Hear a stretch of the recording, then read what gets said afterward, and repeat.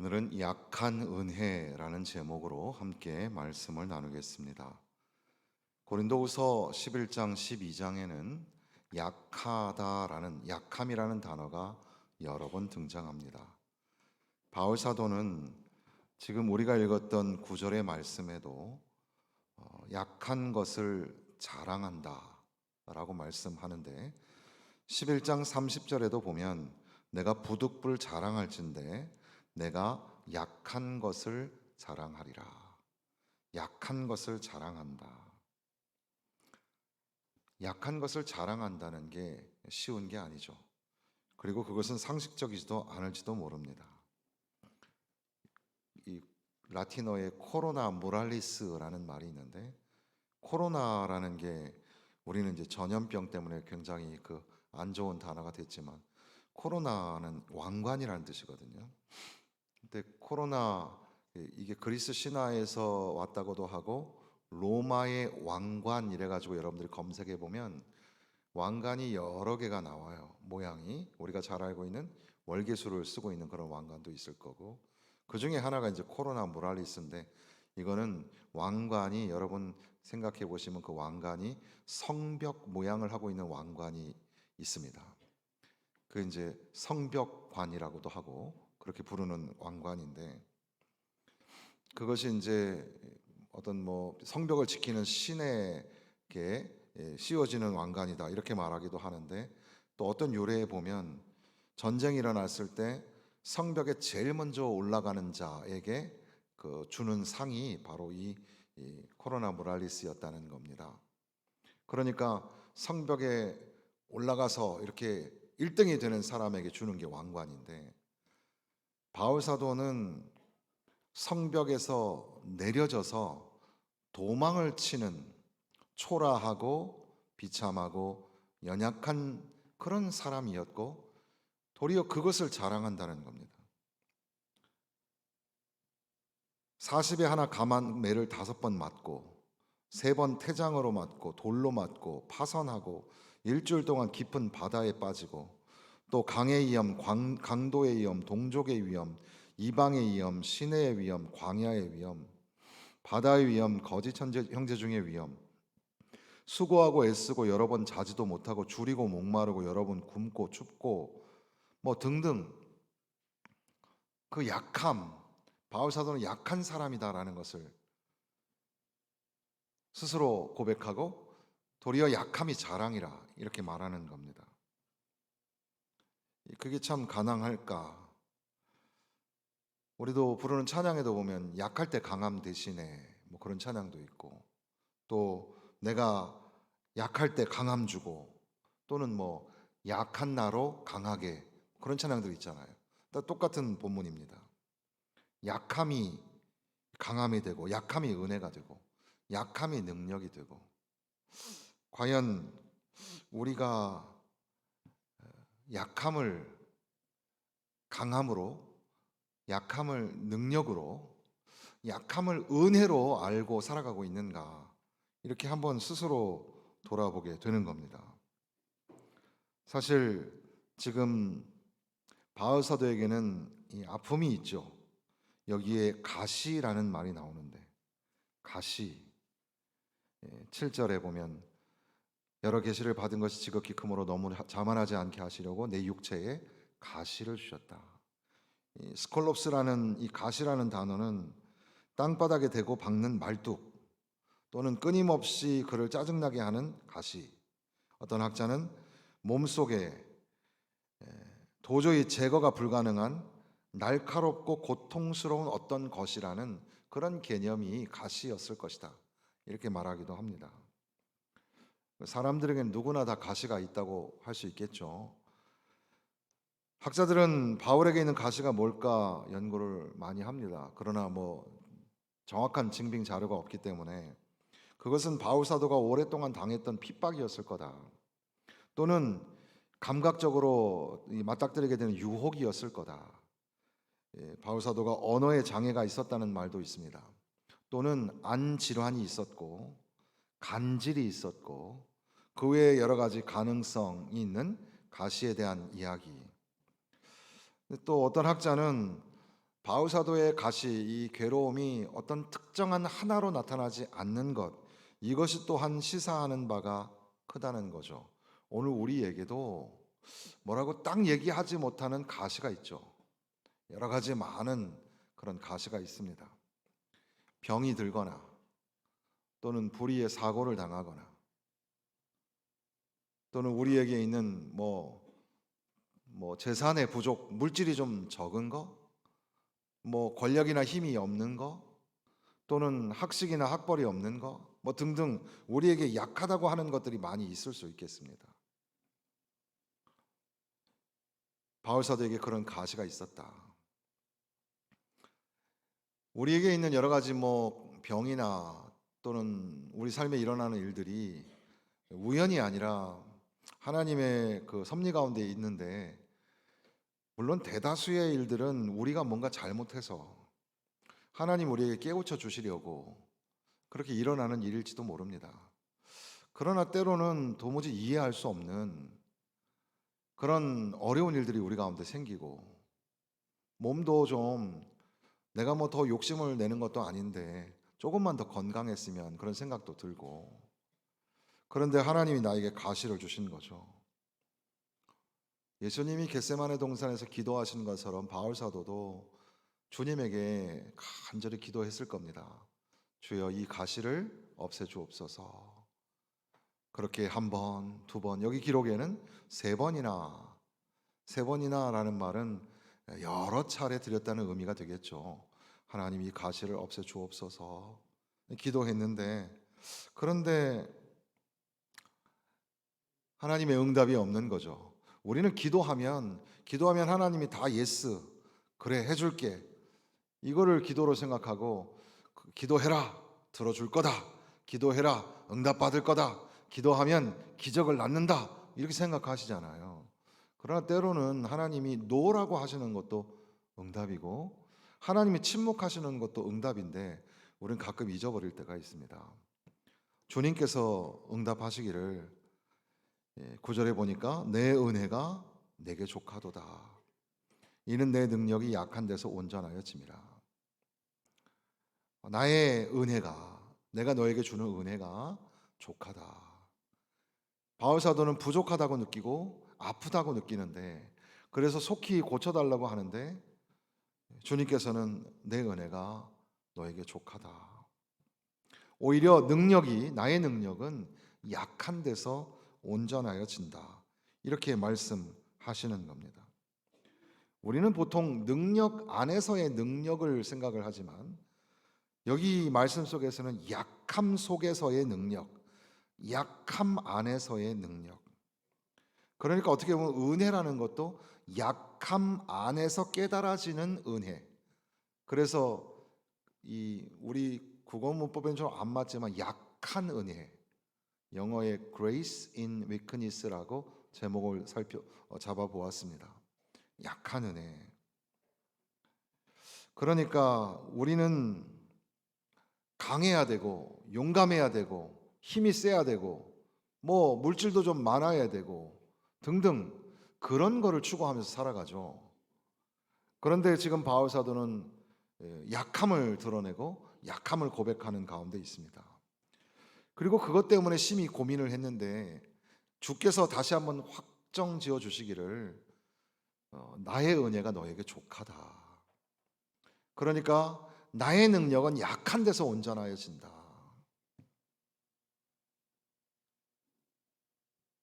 내가 약하기 때문에 나는 아무것도 할 수 없는 존재가 아니라 도리어 하나님은 강하시기 때문에 하나님의 능력이 우리와 함께하여 주신다는 그런 말씀입니다.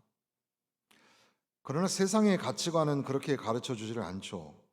우리가 잘 아시는 것처럼 프로이드의 심리학은 세상의 심리학의 조상, 아버지라고 할 수 있겠는데, 그 프로이드가 정신과 학자니까 많은 사람들이 신경쇠약으로 이제 하는 그런 임상 실험을 통해서 보니까 사람들이 자기의 약함에서 독립적으로 벗어나야 되는데 그렇게 하질 않고 보이지도 않고 존재하지도 않는 신에게 자꾸 의지를 한다는 거죠. 그래서 자기의 약함을 자꾸 신에게 돌리려고 하는 그런 현실적인 도피, 유아적인 환상에 빠져 있다, 이렇게 표현하기도 하죠.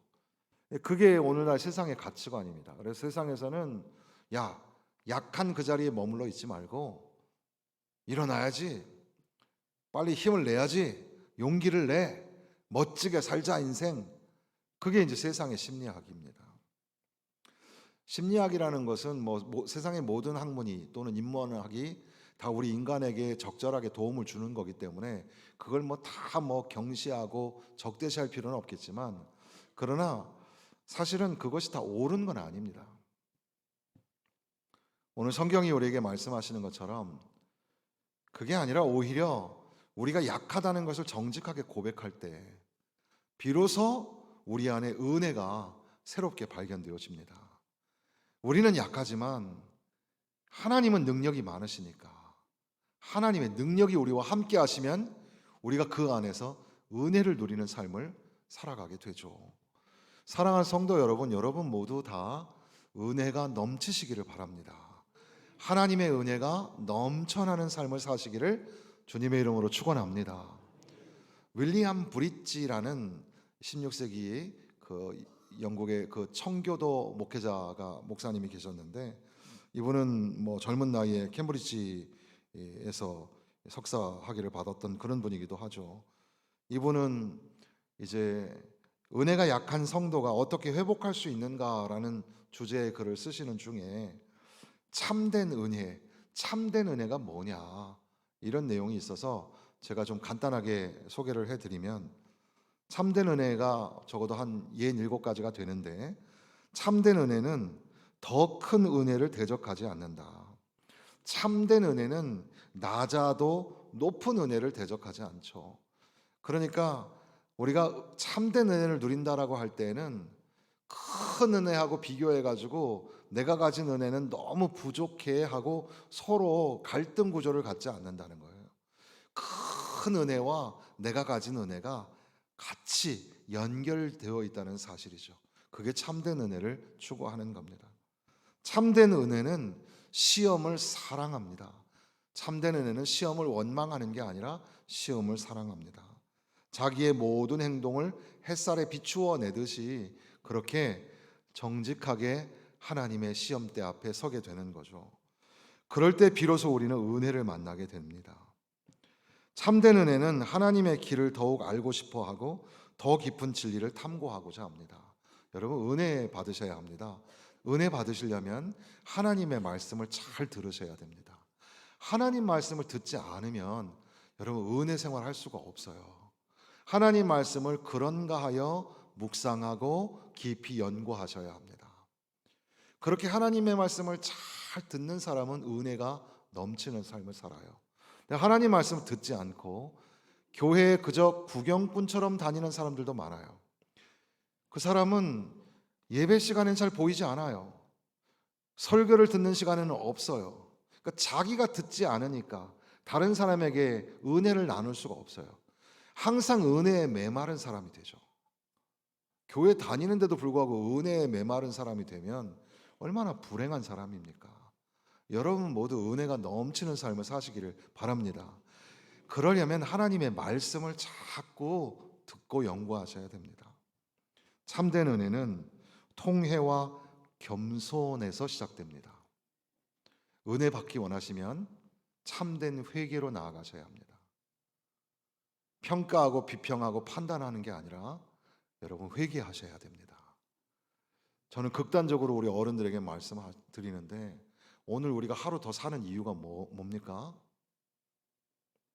하루 더 살면, 좀 고상하게 말씀드리면, 여러분 이 멋진 인생의 노년의 아름다운 황혼의 시기를 멋있게 살고, 또한 하루하루 살면서 자녀 손들이 복을 받고, 다 좋은 얘기죠. 근데 사실 좀 극단적으로 말씀드리면, 여러분 오늘 하나님이 불러가시지 않고 오늘 나를 살게 하신 이유는 회개하라는 거예요. 하나님 앞에 회개하고 남겨진 시간 동안 생명의 복음을 전하는 삶을 살라는 겁니다. 참된 회개가 없이는 은혜를 만날 수가 없어요. 통회함이 없으면 은혜 생활할 수 없어요. 여러분 수십 년 교회 생활했다고 교회에 뭐 이것저것 시시콜콜 다 잘 안다고 뭐 목사님부터 뭐 교회의 시스템을 평가하고 판단하시기 급급하신데 여러분 착각하지 마세요. 그렇게 생활하시면 안 돼요. 여러분 은혜로 채우셔야 됩니다. 은혜가 넘치는 삶을 사셔야 됩니다. 그러기 위해서는 통회하며 자복하고 회개하셔야 됩니다. 눈물이 없는 예배, 통회하며 회개하지 않는 기도가 없는 성도는 하나님의 은혜를 만날 수가 없습니다. 참된 은혜는 약하죠. 그렇지만 약함의 정도를 따라 열심을 냅니다. 하나님의 약속의 말씀 앞에서 망설이긴 하죠. 그렇지만 조금씩이라도 말씀을 향하여 나아가는 게 참된 은혜입니다. 참된 은혜는 기꺼이 남에게 배우고자 합니다. 배워야 됩니다. 말씀도 배우는 겁니다. 여러분 다 안다고 생각하시면 안 돼요. 배워야 합니다. 학생들만 배우는 게 아니라 우리 모두는 제자입니다. 제자는 배우는 자입니다. 그리고 어린아이에게도 배워야 하고 젊은 사람에게도 배워야 합니다. 어른이라고 나이로 인생으로 경험으로 연륜으로 막 누르려고 하지 마십시오. 우리도 배워야 합니다. 배우면 은혜가 있습니다. 성경 공부도 하셔야 은혜가 있지 하지 않으면 은혜가 없습니다. 참된 은혜는 자신의 약함을 잘 아는 겁니다. 그런데 거기에 은혜가 있음도 아는 겁니다. 그러니까 약함이 주인공이 아니고 은혜가 주인공을 아는 거죠. 그러니까 약함을 자꾸 부각을 하면서 나는 약해요. 약하니까 이것도 못하고 이것도 못하고 그게 아니라 나는 약해요. 약하지만 나에게는 은혜가 있어요. 하나님의 강하심이 나와 함께 하시기 때문에 그 안에서 나는 은혜를 누린답니다. 더 나아가서 이 윌리엄 브리치 목사님은 그러면 오늘 우리가 좀 은혜도 좀 자라나야 되겠는데 맨날 작은 은혜만 가지고 사는 게 아니라 은혜가 좀 자라나야 되겠는데 그러면 어떻게 해야 될까? 세 가지를 말씀하셨는데요. 첫 번째는 하나님의 계획에 대하여 광범위하게 순종할 때 은혜가 자란다 그랬습니다. 이 말이 뭐냐 하면 하나님의 계획이 나에게 찾아올 때 그것을 순종하라는 겁니다. 작은 것에서부터 큰 것까지 한번 순종해 보세요. 이거는 뭐 그냥 내 마음에 드니까 순종하고 이건 뭐 아닌 것 같고 그러지 말고 하나님 말씀, 사람의 말이 아니라 하나님의 말씀이 가라 하면 가고 하나님 말씀이 멈추라 하면 멈추고 하나님이 우리에게 하시는 말씀이 있잖아요. 여러분에게 지성과 감성을 두드리시는 말씀이 있잖아요. 그 말씀 앞에 내 양심을 내려놓고 하나님 말씀 앞에 순종해 보세요. 순종하면 은혜의 삶을 살아요. 순종하지 않고 자꾸 고집 피우시면 여러분 은혜의 메마른 삶을 살게 됩니다. 연속선상에서 두 번째는 우리가 가지고 있는 것들을 우리에게 주어진 그 의무를 정확하게 엄밀하게 지킬 때 은혜가 자라난다 그랬습니다. 그러니까 하나님의 말씀이 내게 들릴 때 우리에게 사명으로 들려질 때 대충 지키려고 하거나 내 방식대로 내 생각에는 이렇고 또 이것저것 합리적인 합리화를 대가지고 하나님 말씀을 선별해가지고 지키는 게 아니라 하나님의 말씀이라면 무조건 정확하게 엄밀하게 지키란 말이에요.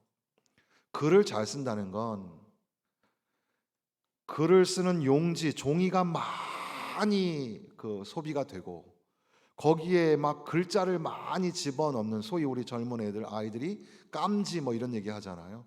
까맣게 글을 많이 채웠다고 해서 글을 잘 쓰는 게 아니라 언어의 조탁이라고 하잖아요. 적확한 단어를 사용하여서 문장을 만들어낼 때 그게 바로 진짜 글을 잘 쓰는 거죠. 그러니까 우리가 정확하게 하나님의 말씀을 잘 지켜 행하면 은혜를 받아요. 대충대충 자기식으로 그냥 하나님 말씀 지키는 것도 아니고 안 지키는 것도 아니고 그렇게 생활하시면 하나님의 은혜가 뭔지 알 수가 없어요. 그리고 더 나아가서 그리스도인들은 자유가 있죠. 그런데 이 자유를 방종으로 끌고 나가는 것이 아니라 더 엄격하게 자기를 지켜낼 때 비로소 그 안에 은혜가 있는 겁니다. 자기 멋대로 뭐 아무렇게나 살아도 하나님이 날 용서해 주시고 나 구원해 주시는 거야. 우리는 그리스도인의 자유가 있잖아. 물론 그게 어떻게 따져보면 맞는 말이기도 하죠. 그러나 그럼에도 불구하고 그리스도인이기 때문에, 예수님 때문에 절제하고, 말에도 절제하고 행동에도 절제하고, 그렇게 나 자신을 지켜 수행할 때 그게 우리를 까다롭게 만드는 것 같지만 사실은 그게 은혜가 자라는 비결이라는 거죠. 참 공감이 되는 그런 말씀입니다. 지금 이렇게 쭉 드리는 말씀의 큰 주제는 우리가 약하다는 것을 정직하게 고백하는가. 왜냐하면 자기 속살을 드러내듯 바울 사도는 약함을 드러내고 그 약함을 자랑하고 있는 겁니다. 오늘 우리들도 약함을 고백할 수 있어야 된다는 말씀을 드리고 있습니다. 왜냐하면 9절 말씀해 보니까 나의 여러 약한 것들에 대하여 자랑하니니 이는 그리스도의 능력이 내게 머물게 하려 함이라. 나는 비록 약하지만 내 안에 그리스도의 능력이 머물게 하려 함이라. 그러니까 어떻게 보면 우리의 삶에 고난이 점철되어 있을지라도, 그래서 약함을 고백하며 사는 연약한 존재임에도 불구하고 강하신 주님과 함께 할 수만 있다면, 내 안에 전능하신 하나님이 함께 계신다면 그러면 괜찮잖아요. 주님이 나를 붙드시고 나와 함께 하여 주시니까 나는 약해요. 그게 사실이에요. 그럼에도 불구하고 하나님이 나와 함께 하시고 그리스도의 능력이 내 안에 머물기 때문에 도리어 나는 기뻐하고 나는 자랑하면서 살아갈 수 있다는 말씀입니다.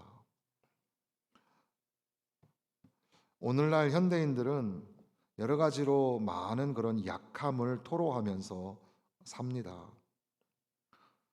원치 아니하는 병들이 찾아오죠. 노환에 우리 모든 분들 좀 건강하셔야 되겠는데 병이 찾아옵니다. 주저앉고 쓰러지게 됩니다. 또 불의의 사고나 재앙도 일어나게 되죠. 그런 일이 없으면 참 좋겠지만 사실 우리는 걸어 다니는 유리 조각과 같아서 언제 떨어지고 깨질지 모르는 참 연약한 존재입니다. 육체만 그런 게 아니라 마음도 그렇죠.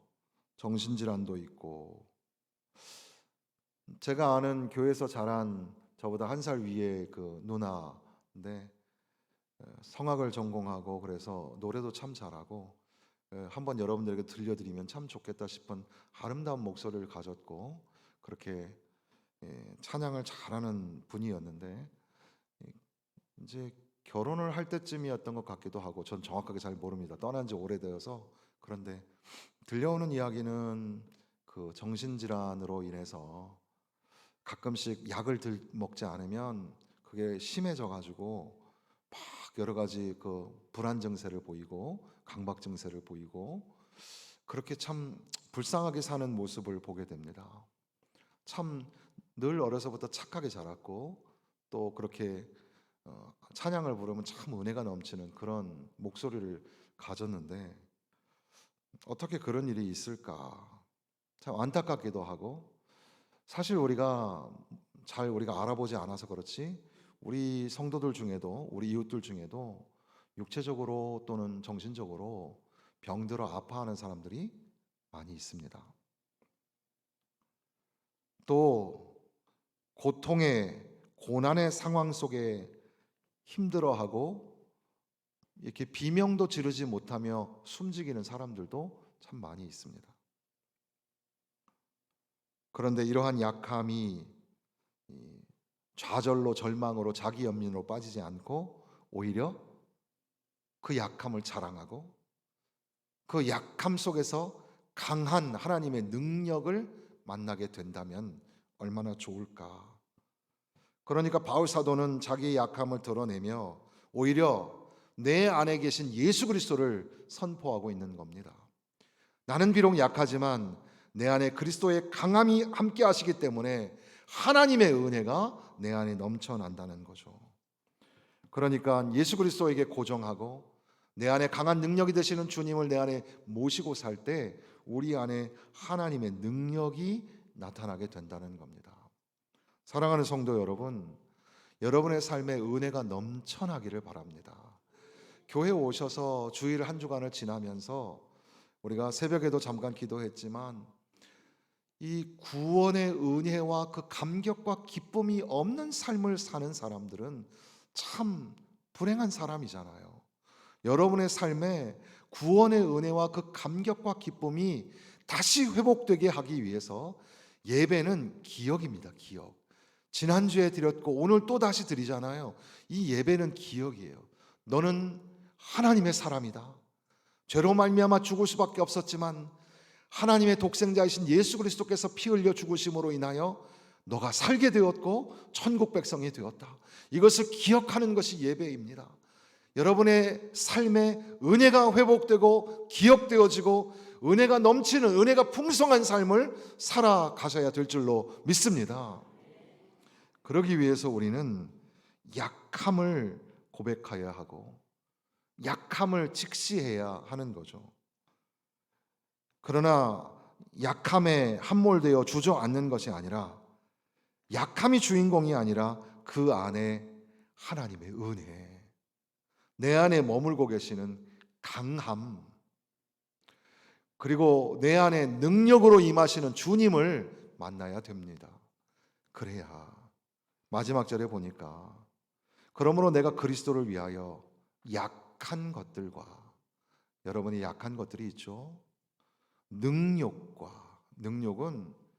욕을 얻어먹는 겁니다. 욕을 얻어먹고 자존심이 막 상합니다. 또한 궁핍과 절대적 가난입니다.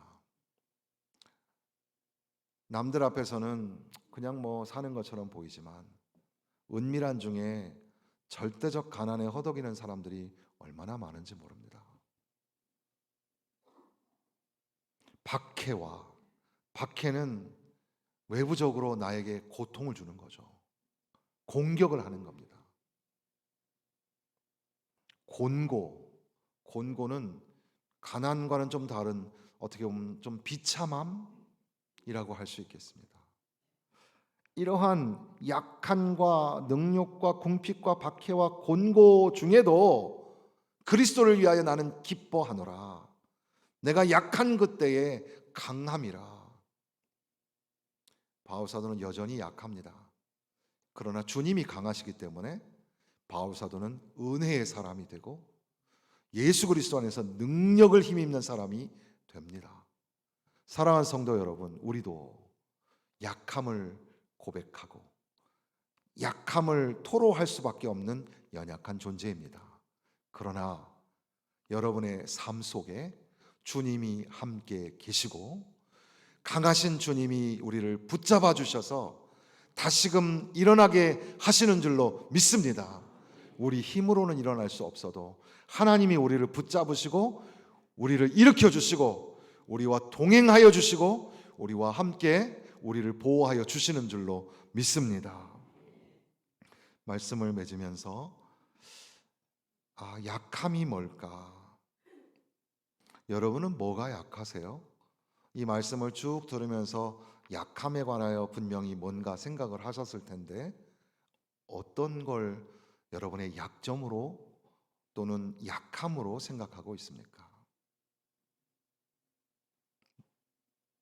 뭐 이것저것 생각이 나는데, 그러나 문득 나의 약함이 은혜가 없는 게 나의 약점이 아닐까? 여러분 은혜 있습니까? 은혜 생활하고 계십니까? 그냥 몸이 건조한 형식적인 습관적인 교회 생활 하고 있는 거 아니에요? 은혜 없이는 살 수 없습니다. 은혜 없이는 한 걸음도 갈 수 없습니다. 하나님의 은혜로, 하나님의 은혜로. 비록 우리가 약함으로 두려움으로 흔들리는 세상 속에 있지만 더 큰 은혜의 바다로 나아가서 하나님의 은혜가 넘치는 삶을 회복하고 그러한 은혜 생활 충만하게 하시기를 주님의 이름으로 축원합니다.